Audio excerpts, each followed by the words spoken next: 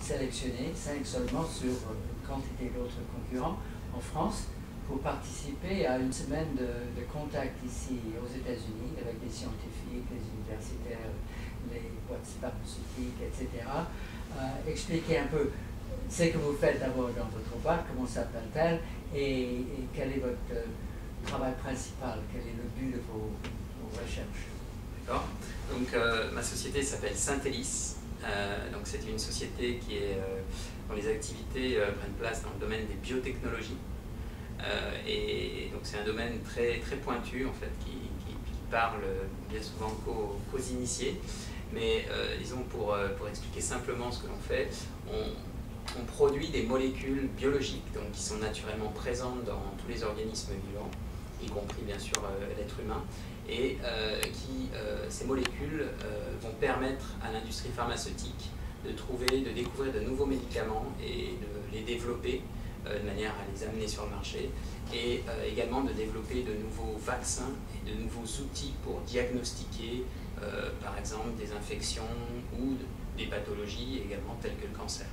Et ce sont des protéines ou des molécules qui ne sont pas disponibles jusqu'à là. Voilà, c'est des protéines en fait, sont précisément des protéines membranaires, donc ce sont des protéines qui sont présentes dans les membranes des cellules, qui sont intégrées en fait, enchâssées dans la membrane des cellules de tous les organismes, qui jouent un rôle fondamental dans le fonctionnement de la cellule, parce qu'elles sont à l'interface justement de l'intérieur et de l'extérieur de la cellule, donc elles régulent les échanges, elles sont aussi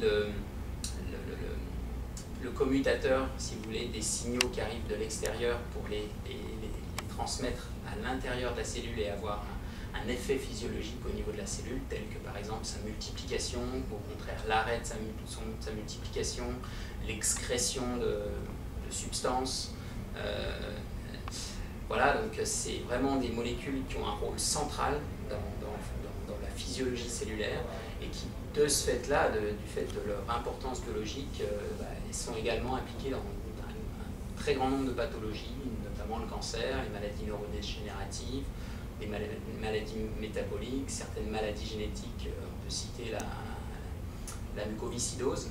La mucoviscidose, vraiment l'origine de la maladie est génétique, mais en fait elle se traduit par une protéine membranaire qui est anormale au niveau des cellules pulmonaires et qui donc du coup se traduit par une sécrétion trop abondante de mucus dans les alvéoles pulmonaires, et ce qui crée en fait notamment cette gêne respiratoire dont souffrent les personnes atteintes de mucoviscidose.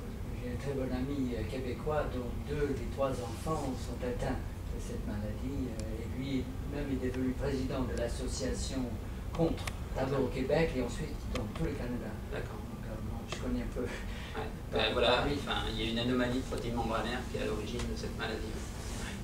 Et donc vous êtes biologiste de formation vous-même? Je suis biologiste de formation, oui. Et vous avez toute une équipe pour monter cette recherche et cette... Tout à fait. Alors l'activité de la société a démarré avant la création de la société, au sein donc, de la filiale privée de valorisation de l'université de Joseph Fourier de Grenoble. En fait, cette filiale, donc, quand il y a un projet tel que celui de Syntellis, a la possibilité, en fait, parce qu'elle a des départements de communication, des services administratifs, une équipe de business développement qui permet, en fait, de démarrer, en fait, la commercialisation, finalement, de l'offre, soit de services en général, ou démarrer aussi la commercialisation du produit quand au niveau d'un laboratoire il y a un produit qui est suffisamment mature pour être commercialisé. Et en fait c'est comme ça que les services de Syntellis, donc les services de production à façon de protéines membranaires, se sont mis en place et ont démarré au sein de la filiale. Et en fait, voilà, sur 2 ans, en fait, l'activité a augmenté. Et on a, en fait, moi je travaillais dans cette filiale de valorisation. Ça a d'abord commencé par la protection de la technologie avec un dépôt de brevet en 2007. Puis après, on a fait en fait une étude de marché, on a interrogé le marché, on a été, enfin c'est principalement moi quelque part qui pilotais le développement de ce projet. On a donc interrogé le marché pour comprendre là où l'application, là où ces molécules avaient le plus d'intérêt. Donc on a validé effectivement un besoin marché fort, ce qui a permis donc de lancer assez rapidement ce service. Et puis pendant ces 2 ans, on a aussi construit l'identité de Syntellis, finalement avant qu'elle soit créée. On est allé également chercher des financements. J'ai monté des dossiers pour d'autres concours que le concours NEDVA, là, qui m'a amené sur Boston cette semaine. Tous les ans en France, il y a un concours qui est organisé par le ministère de la Recherche et une agence qui finance les PME qui s'appelle Oseo. Et ce concours annuel a pour vocation à récompenser les projets de création d'entreprises innovantes les plus prometteurs. Et en fait, on a été lauréat de ce projet en 2009. Donc ça, c'était dans une catégorie qui permet de maturer le projet, donc quand il émerge. Et puis, on l'a été de nouveau en 2010. Et là, cette fois, la subvention obtenue est plus importante. Et elle n'est versée que quand la société est créée. Donc là, il faut vraiment être tout proche de la création, ou si ce n'est avoir déjà créé, mais depuis peu de temps, la société pour toucher cette subvention. Et donc, on a eu donc 2 années de suite ce concours. Voilà.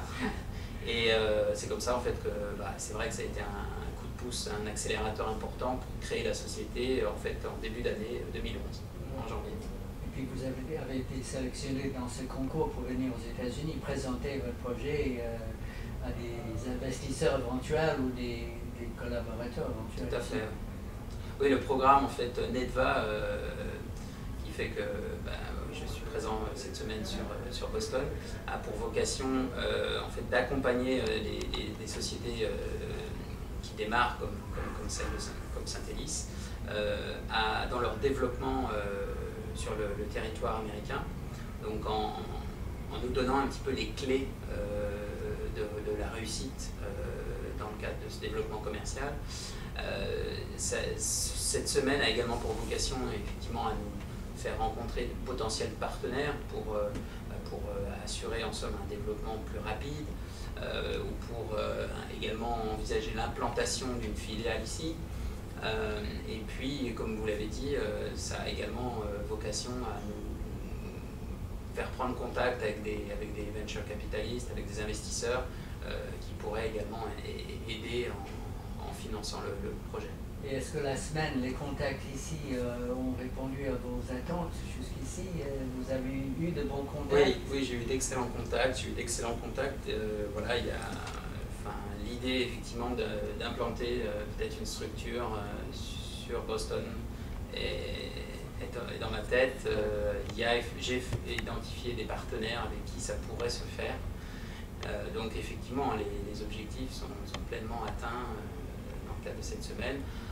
Après, c'est vrai que l'environnement de Boston est très adéquat avec l'activité de Syntellis. Il y a énormément d'industries pharmaceutiques ici, même des laboratoires qui travaillent avec comme matériaux les protéines membranaires et donc qui ont la problématique de les obtenir en qualité et en quantité. Et donc, de labos dans les écoles de médecine d'une part, dans les facs d'autre part, et puis dans les compagnies pharmaceutiques évidemment qui sont implantées à quelques centaines de mètres d'ici. Voilà, et tous ces gens sont effectivement nos potentiels partenaires ou clients.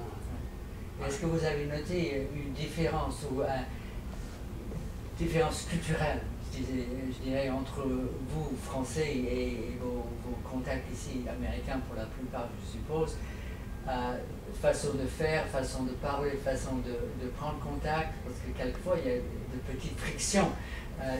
Ce qui est évident, ce qui va de soi pour vous, Français, n'est pas évident du tout pour un Américain et vice-versa. Est-ce que vous avez eu des petits malentendus?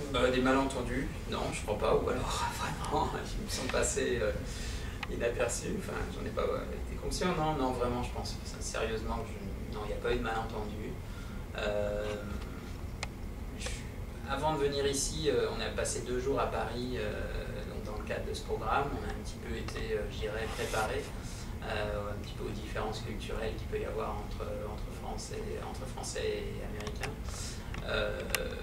Bon, par ailleurs, moi j'ai vécu au Canada 2 ans, dans l'Ouest canadien, donc dans une partie du Canada qui est quand même très influencée par la culture américaine. Donc voilà, je sais quelque part que les Nord-Américains sont plus directs, je dirais, ils veulent aller droit au but, alors que c'est vrai, les Français ont plutôt tendance à un petit peu discuter, voilà, enrober les choses, sans aller finalement là où ils veulent aller, ou traiter directement. L'ingénieur français qui dit à l'ingénieur américain à propos d'un produit quelconque, oui, ça marche en pratique, mais est-ce que ça marchera en théorie? Oui, c'est tout à fait ça, voilà. Bon, ben, je vous souhaite bonne chance avec votre projet, avec vos contacts ici, et j'espère que ça va donner des contacts et les suites que vous espérez. Écoutez, je le souhaite également, et j'espère être rapidement de retour sur Boston, soit pour concrétiser des prestations avec des clients, ou soit pour concrétiser des partenariats. J'ai en somme commencé à discuter cette semaine. Voilà. D'accord, bonne chance. Merci beaucoup. Faites-nous signe en revenant. Ok, merci.